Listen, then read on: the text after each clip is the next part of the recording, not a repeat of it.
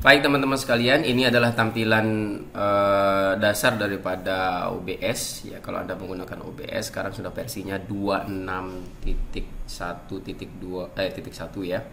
Nah, ada 4 tempat kerja yang perlu kita perhatikan ya, yang akan sering kita manage itu. Yang pertama adalah scene. Di sini ada scene, kemudian ada source, kemudian ada audio mixer, kemudian ada control.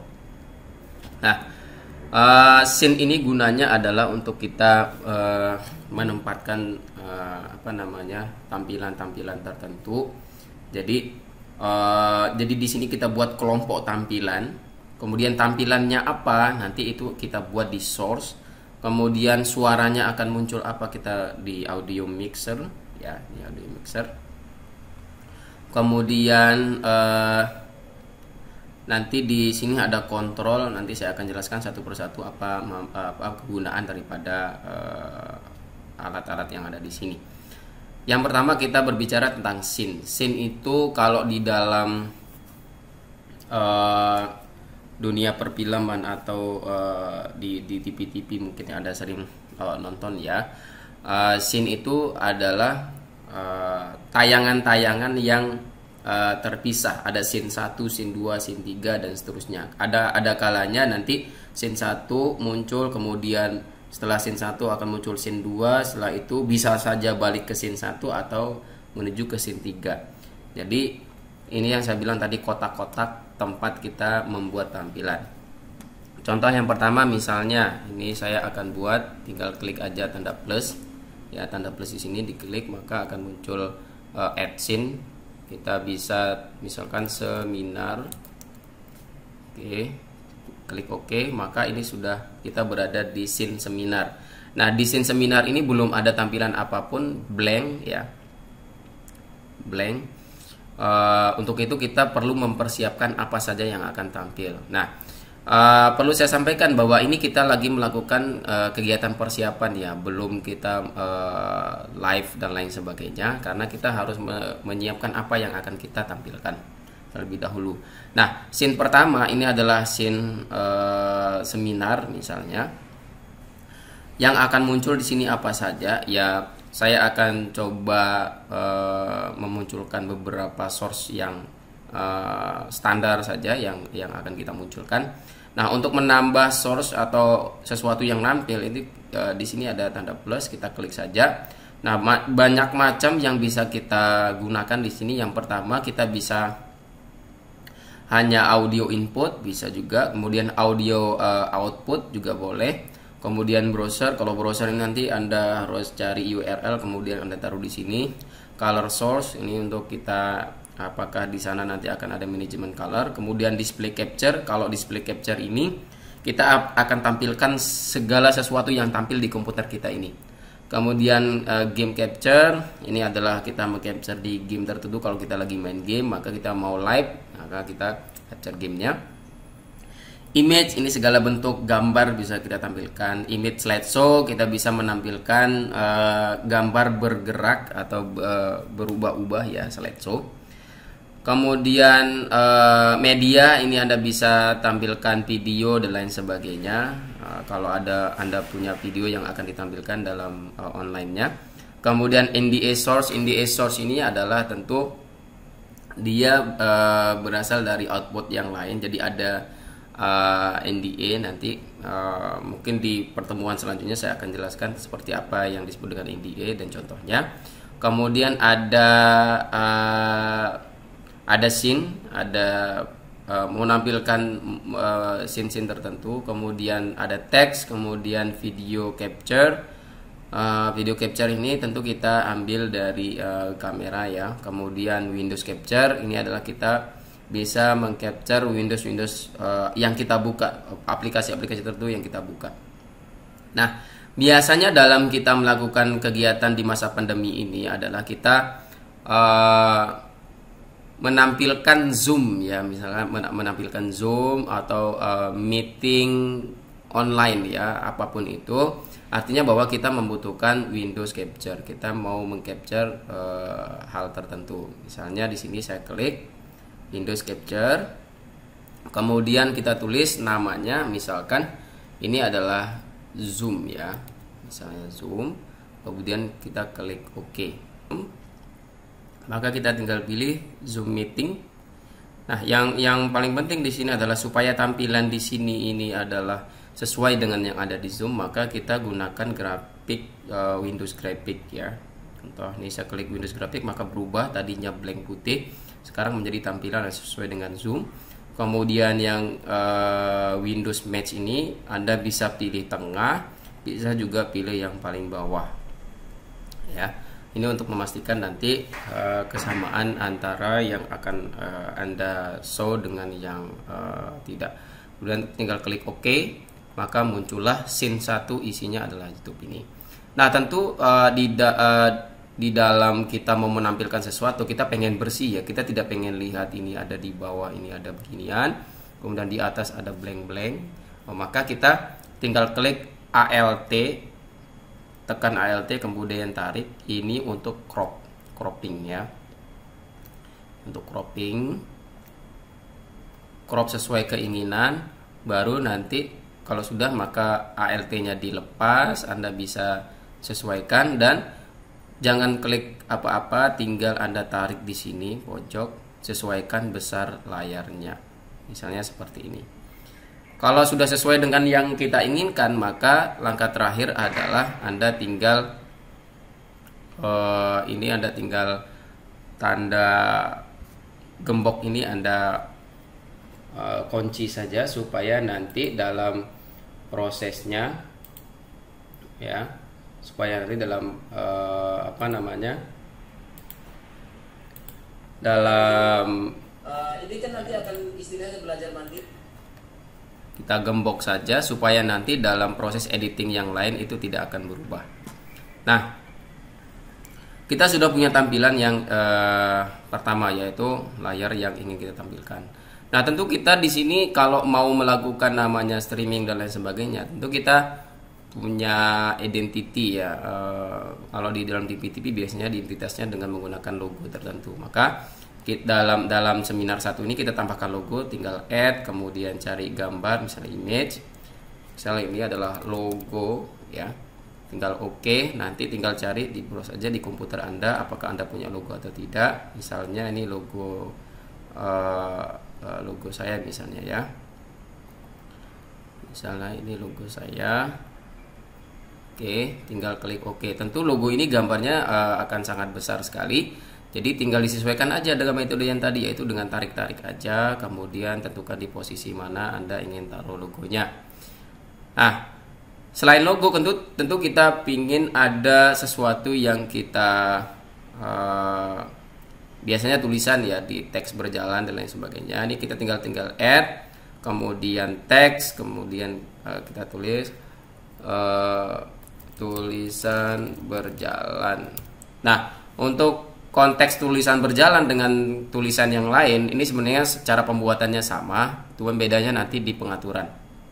Misalnya tulisan berjalannya ini adalah, misal saya kopikan dari Google aja.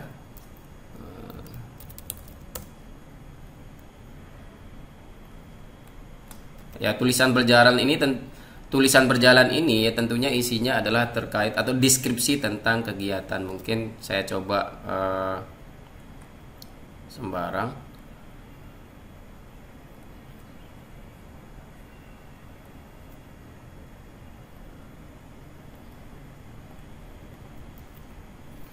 Tulisan berjalan ini tentu isinya adalah terkait dengan kegiatan atau deskripsi kegiatan.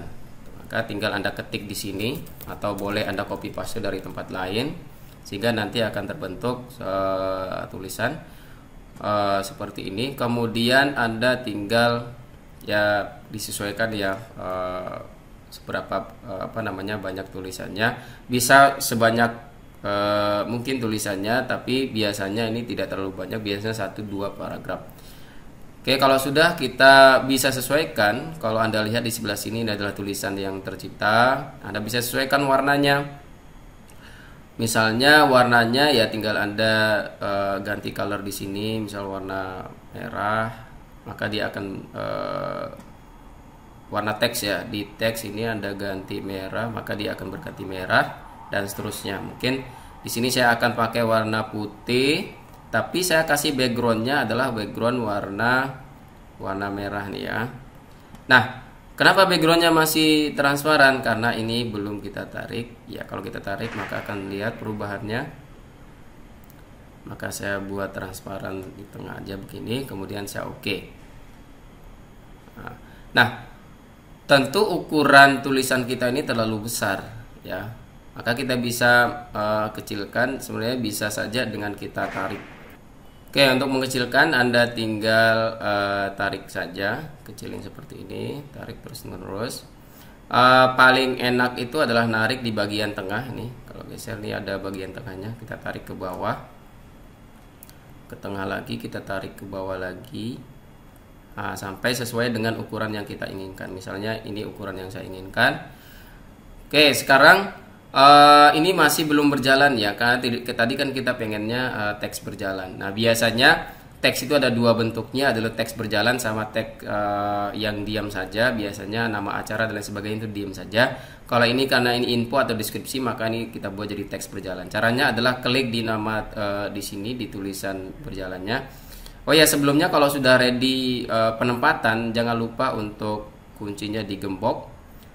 Oke, kemudian tulisan berjalan kita klik kanan, kemudian kita filter, kita tambahin filter, kita tambah scroll. Scrollnya boleh dinamain atau boleh tidak. Kita klik OK. Untuk berjalan Anda bisa geser kanan ke kiri. Kalau Anda geser kanan maka dia berjalan ke kiri. Kalau Anda geser kiri maka dia berjalan ke kanan. Nah, dalam hal ini saya ingin dia bergeser ke kiri, maka saya geser ke kiri. Nah, untuk kecepatannya ini tergantung dari Anda taruh berapa di sini ya. Anda bisa langsung pakai nilai dan Anda bisa pakai geser.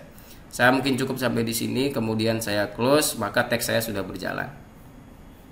Nah, sampai sini teman-teman sekalian, maka menurut saya kita sudah punya scene 1 atau scene dasar yang sudah bisa live ya. Ada tampilannya, ada logonya, ada teksnya. Untuk tampilan-tampilan yang lain Anda bisa berkreasi dengan menambahkan source di sebelah sini. Terserah nanti mau nambahkan apa saja, silahkan berkreasi sendiri, tergantung dari kebutuhan acara yang Anda ingin lakukan. Oke. Nah, dalam hal ini bagaimana penggunaan scene? Ini kan cuman kita buat baru satu scene ya. Jadi nanti kalau ada tampilan selain ini ya, ada tampilan selain ini, maka Anda mesti buat scene yang lain. Caranya bisa Anda add scene tambah baru, atau sebenarnya Anda bisa duplikat dari sini. Klik kanan kemudian duplikat, jadinya adalah seminar 2 ya, scene seminar 2. Maka seminar 1 sama seminar 2 tampilannya akan sama. Nah, kan pasti tentu tidak sama scene 1 dengan scene 2. Untuk itu kita harus melakukan perbedaan di mana? Nah, tentu berbeda itu kalau di tulisan berjalan pasti akan tetap, logo pasti akan tetap, yang berbeda adalah di sini, di zoomnya. Ini yang kita delete ya, pakai min. Kemudian kita ambilkan lagi source untuk scene kedua. Apa misalnya? Misalnya source untuk scene kedua ini adalah tampilan yang lain, tampilan Windows yang lain, maka kita capture Windows. Ini misalnya adalah desktop misalnya ya, mau tampilkan desktop. Oke, kita klik. Nah, misalnya oke, kita pengen tampilin di scene kedua ini adalah halaman browser kita, maka ini kita pilih yang Chrome. Jangan lupa ini pilih Windows ya, supaya dia sesuai. Kemudian ini bisa pilih tengah, bisa pilih bawah, mana saja. Tinggal klik OK. Nah, jadi ini adalah scene kedua.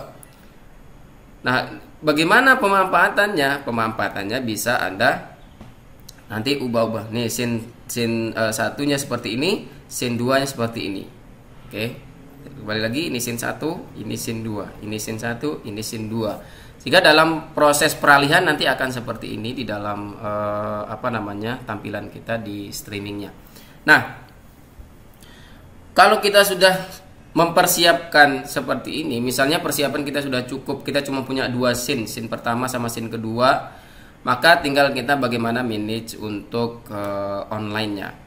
Untuk ke online-nya tentu Anda harus memilih ya, harus Anda memilih mau online di mana. Nah, dalam kesempatan ini saya akan tunjukkan, kita contohkan saja online-nya di YouTube ya.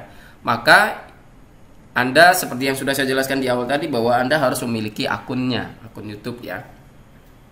Kalau Anda mau live di Facebook ya Anda harus punya akun Facebook. Kalau mau live di IG maka harus punya live IG. Untuk itu kita harus masuk ke akun YouTube untuk kita nanti koneksi ke dalam OBS-nya. Maka saya akan ke YouTube terlebih dahulu. Misalnya ini adalah saya ke YouTube saya dulu ya. Oke, saya ke YouTube. Ini YouTube saya. Oke, misalnya ini adalah YouTube saya, maka saya bisa Anda klik di sini langsung tanda tanda kamera, kemudian Anda bisa go live. Nah, setelah muncul setelah muncul seperti ini, maka Anda tinggal buat scheduling aja. Scheduling ini adalah yang sudah lama, Anda bisa gunakan lagi. Saran saya buat baru ya, create new. Kemudian di sini misalnya latihan live ya. Atau latihan OBS. Kemudian ini mau public atau tidak, deskripsinya mau diisi silahkan, thumbnailnya mau ditampilkan silahkan. Thumbnailnya misalnya Anda tinggal pilih aja, misalnya ini. Kemudian ini not untuk children ya. Kemudian kita create. Nah, kalau kita sudah create maka akan tampil seperti ini, latihan OBS. Kemudian yang penting kita akan ambil adalah di sini. Ini key streamnya kita ambil, kita klik aja copy di sini. Nah, untuk memudahkan ini opsi aja ya. Biasanya memudahkan implementasi ini di enable live-nya ini otomatis ya, otomatis. Maka harus Anda lakukan seperti itu. Jadi ketika kita on-kan OBS di stream OBS-nya kita start, maka ini otomatis start. Kalau ini kita tidak off-kan, tidak kita on-kan, maka ketika kita start OBS, maka di sini perlu ada klik untuk start atau go live nanti yang keluar. Namun kita pakai yang ini saja ya, yang start. Jadi kita nggak akan kembali ke YouTube lagi kalau sudah ke OBS. Kita klik start, maka di YouTube-nya akan otomatis start. Nah, kalau kita sudah copy URL-nya, maka tugas kita selanjutnya adalah koneksi antara OBS dengan YouTube kita dengan menggunakan keystream tadi. Di mana tempatnya? Kita di control. Nah, di control ini yang kita ambil adalah di setting. Klik setting, maka akan muncul settingnya. Di sini ada general, ada stream, ada output, ada audio, ada video, ada hotkey, ada advance. Untuk menyambungkan dengan YouTube, kita klik di stream. Kemudian di sini ada pilihan, ada YouTube, ada custom, ada Twitch, ada YouTube dan lain sebagainya, ada Facebook. Anda pilih yang RTM ya, YouTube RTM. Kalau untuk yang biasa, kalau untuk yang game nanti Anda bisa pilih yang RTMS beta. Nah, di sini Anda pilih YouTube, kemudian stream key-nya Anda tinggal copy di sini ya. Anda copy, paste.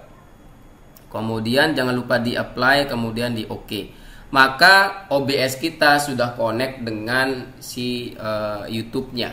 Oke, OBS kita sudah connect dengan si YouTube. Nah, kalau OBS kita sudah connect dengan YouTube, sekarang adalah kita udah siap ataupun sudah ready untuk live. Cuman di dalam proses live nanti tentu akan ada tambahan, mungkin ada tambahan scene, ada tambahan teks, ada perubahan layar dan lain sebagainya. Untuk itu Anda harus memanfaatkan di sisi kontrol. Nah, di sisi kontrol ini ada beberapa hal, saya akan jelaskan. Yang pertama adalah start streaming. Ini kalau kita sudah ready, maka tinggal klik aja start streaming. Start record. Kalau ini yang saya jelaskan tadi di materinya, ada istilahnya langsung live, ada istilahnya on demand. Kalau mau nanti on demand, maka Anda start record supaya nanti hasilnya itu adalah ke record, kemudian nanti kita bisa edit sebelumnya baru kita upload. Kemudian start virtual ini untuk kita bisa menampilkan di Zoom. Jadi layar OBS kita ini akan menjadi layar di Zoom. Kemudian studio mode ini untuk kita controlling. Ini yang paling penting kalau sudah berjalan. Ini saya klik, maka akan seperti ini. Sebelah kanan ini tampilan yang live, sebelah kiri ini adalah yang belum tampil. Ini bisa kita edit-edit dan tidak akan tampil di live. Sehingga apa yang dilakukan di dapur lah istilahnya ya. Kalau ini namanya dapurnya, itu tidak akan terlihat di live. Apapun yang terjadi di dapur itu tidak akan terjadi di live, kecuali kita sudah transisi. Kemudian setting ini sudah saya jelaskan tadi. Kemudian kita di sini ada exit, nggak perlu. Nah, yang paling penting adalah Anda harus membuat tampilan studio kalau Anda sudah ready untuk memanage.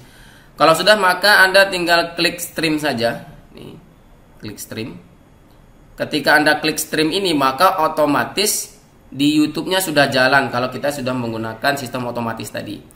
Apa tandanya di YouTube-nya baik? Ada beberapa. Satu, ini tandanya hijau. Kalau di sini tandanya merah atau kuning, maka ini artinya internet Anda tidak cukup atau tidak kuat untuk live streaming.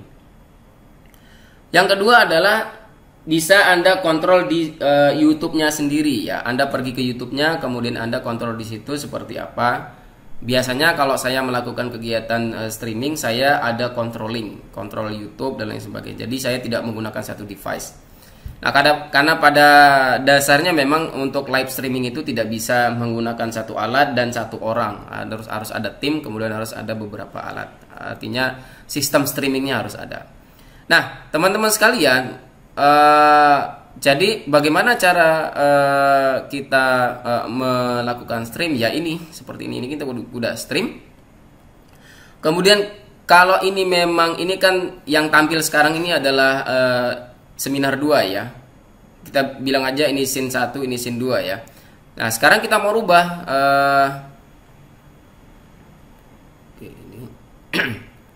kita mau ini perhatikan bahwa kalau di seminar 1 ini ada logo, ada teksnya. Sebenarnya di seminar 2 ada juga, cuman kita salah di sini nih. Desktopnya kita taruh paling atas, artinya dia menimpa semua. Maka ini harus kita geser paling bawah. Maka akan muncul sekarang sudah ini. Nah, perhatikan bahwa ketika saya geser-geser itu yang berubah cuma di dapur, yang di streamnya belum. Maka inilah gunanya dapur ketika ini kok logonya nggak keluar, ini salah tadi, kita masih di atas, maka kita taruh di bawah, maka tinggal kita transition, maka dia akan berubah ke situ. Oke, ini kan scene 2. Selanjutnya adalah munculin scene 1. Oke, ini scene 1 ya, berbeda dengan scene 2, maka scene 1 muncul. Oke, seperti itu. Baik. Kita sudah dapat melakukan stream, kita sudah melakukan persiapan, kita sudah tahu fungsi alat-alat. Oke, yang terakhir yang saya jelaskan adalah tentang audio. Nah, ini yang paling penting. Saya pernah pengalaman audionya ketika saya live streaming, ternyata saya di dapur itu audionya muncul. Kenapa? Karena ini saya aktifkan. Maka ini harus Anda off. Supaya kalau Anda ngomong seperti ini, seperti saya sekarang, tidak terdengar di sini. Nah, ini jangan sampai off karena ini akan memunculkan apa yang terputar di dalam desktop kita. Jadi misalnya ada yang ngomong di Zoom dan lain sebagainya, ini akan terputar. Itu ya. Jadi kalau kita mau ngomong di live-nya ya ini harus on. Kalau kita tidak pengen keluar yang biasanya dapur itu kan ribut, maka ini nggak boleh di on kan. Oke. Itu teman-teman sekalian penjelasan saya tentang penggunaan OBS untuk live streaming. Saya rasa Anda sudah paham apa itu scene, kemudian apa itu source, kemudian apa itu audio, kemudian apa itu kontrol. Semoga bisa bermanfaat. Silakan jika ada pertanyaan kita buka sesi pertanyaan. Terima kasih.